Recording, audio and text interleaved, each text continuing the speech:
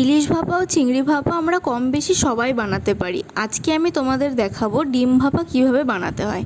তার জন্য প্রথমেই আমি কয়েকটা ডিম এখানে সিদ্ধ করে নিচ্ছি। সিদ্ধ করে নেওয়ার পরে আমি ডিমের খোসাগুলোকে ছাড়িয়ে ভালো করে পরিষ্কার করে নিলাম। তারপরে আমি চাকু দিয়ে এটাকে দুভাগ করে কেটে নিয়েছি। এটা তোমরা চাইলে 4 ভাগও করতে পারো। ডিম ভাপা করার জন্য কি কি মশলা প্রয়োজন সেইগুলো আমি তোমাদের সাথে শেয়ার করছি। প্রথমেই আমি নিয়েছি 1 চামচ সর্ষে, 4 চামচ মতন পোস্ত, কিছুটা পরিমাণে কাজু বাদাম আর কয়েকটা কাঁচা লঙ্কা।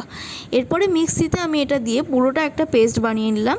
যে টিফিন বক্সে আমি এটা ভাপাবো সেই বক্সের মধ্যে এই মশলাটা পুরোটাই ঢেলে দিচ্ছি। আমি এর মধ্যে দেবো 1 চামচ লবণ, 1 চামচ হলুদ, হাফ চামচ মতন চিনি আর কিছুটা সর্ষের তেল। তারপর ভালো করে মশলাটা মেশানো হয়ে গেলে ডিমগুলো আস্তে আস্তে বসিয়ে দেবো। দেখতে হবে যে কুসুমগুলো যাতে না বেরিয়ে যায়। ওপর থেকে আমি কিছুটা কাঁচা লঙ্কা দিয়ে দিয়েছি।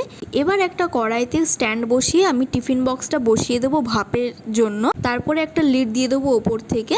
এই রান্নাটা করার জন্য খুব বেশি হলে 25 থেকে 30 মিনিট সময় লাগবে।